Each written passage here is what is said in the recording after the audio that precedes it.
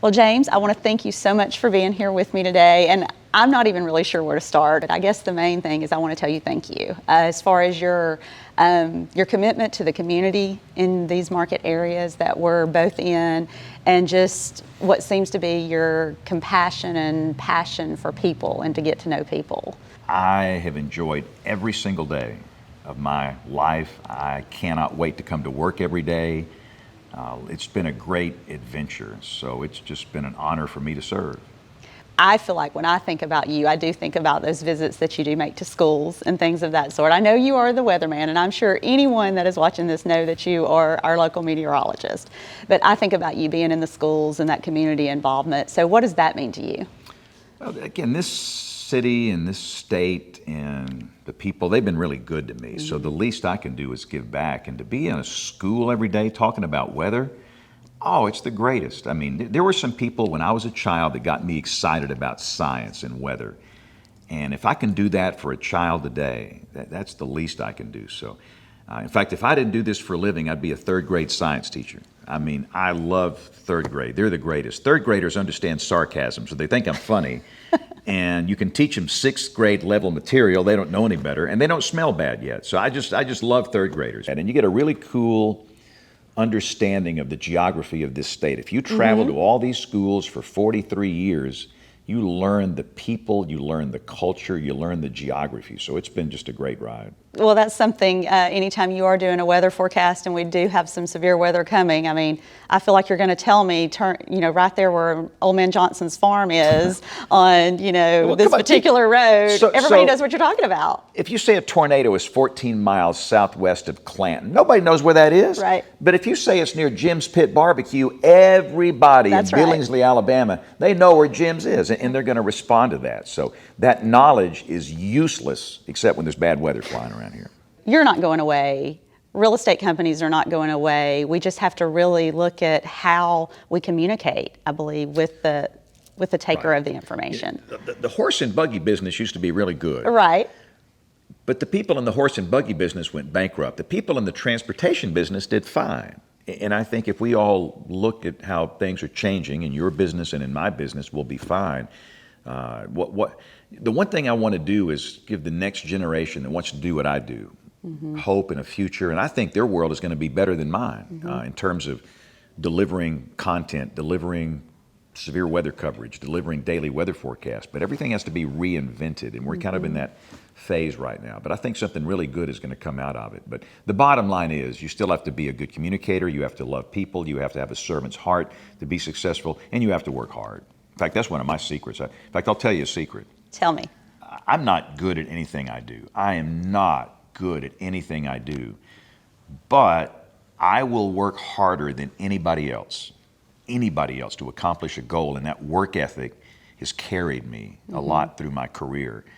And that work ethic I do see in a lot of young people. I've heard some old guys talk bad about the next generation. I think they're brilliant. I think they're hard workers, and I think they're going to be very successful. But you've got to have that work ethic to be successful. One true thing that I know I appreciate about you is that it's not about predicting the weather, because, predicting the weather, I don't know if that should even be in the same sentence together, but forecasting the weather or discussing the weather or making people aware, but just you are so passionate about helping people and ultimately saving people's lives. I think I was born to do this, which I think at some point you kind of figure out why you're here. And I think I was, for some reason, born to be standing in front of a green wall when there are tornadoes flying around here. I mean, it makes no sense because I'm not really a TV guy. My first major in college was electrical engineering, and I finished in meteorology. And they don't teach you anything about being some TV guy. So, I mean, I just had to learn all that. But that's my real passion. I saw things when I was a child that I don't think a child should see. I was 18. And this was when I was a senior in high school, the horrible tornado outbreak in 1974. And they sent us north with our ham radio gear. We had no cell phones in 1974. Right. And we were it. And they put me in the emergency room of a small hospital in Jasper, the People's Hospital, to set up my radio gear, establish a communications link. And we were busy, and we got that link established. And I started looking around. and the graphic nature of the wounds that people had that were being brought into that hospital. I had night terrors for a long time. I would wake up with a cold sweat, but I think I had to experience that to do what I do for a living today.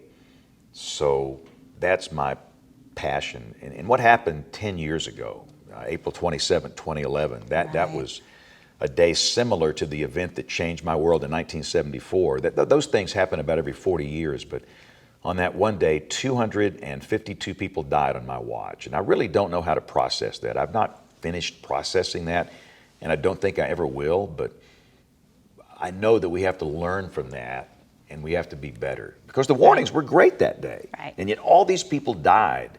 So something didn't work right, but we've learned a lot. And again, that's my main passion in life. And how to communicate with people. Like you said, the warnings were there, but if the person themselves is not taking it in or taking it seriously. Right, and most people aren't weather dweebs. I mean, they don't sit around looking at weather maps all day. That's what we do. But when there are tornadoes flying, they've got to be able to hear these warnings. And one of the things we learned that day was that most people think you're going to hear a siren. No, you won't. Oh, you might on a sunny day at 3 o'clock in the afternoon, but what about a raging storm at 3 a.m. Or there's an EF4 tornado in town and you think you're going to hear some siren? That killed more people than anything else that day. And we've got to move on past that mentality to getting a weather radio in everybody's house and be sure everybody's phone has wireless emergency alerts enabled. And that's the stuff we're working on now. And I think we've made great progress. We still got a lot of work to do, but we've made a lot of great progress. Well, with all the things you have going on, I know you coming here, spending this small amount of time with us was probably tough to get on your schedule, and we really appreciate your time. And we just know that we appreciate everything you do in our community. Thanks for you do. Goodness, real estate's a good business to be in these days. It is. It's a pretty powerful business. I will say I've seen so many realtors that are just great ministers. They have helped people so much, especially younger people that are just, newlyweds or young married couples or just people that want to get into a house. And kind of what you do is kind of like what we do. It's a ministry. And if you approach it that way, then you'll be successful. It is, because that's one thing that we're very passionate about is the fact that we are changing lives in what we do, whether, they're listing or selling that house that they've been in for 40 years or buying that first home. Those two groups of people are just such a blessing to work with, for sure, because that is such a transition, and all of those in between, no matter what the situation is. And two, there's an emotional connection no matter where they are in life, whether they're buying or selling. So it's exciting for us. I know we have so many agents within our company that are truly passionate about that first-time home buyer, simply because you're have the opportunity to walk through that with them and hold their hand through it and give them something that they've never had before and make sure that it's an excellent experience for them. That's awesome. Gotcha. Thank you so much. Thank you.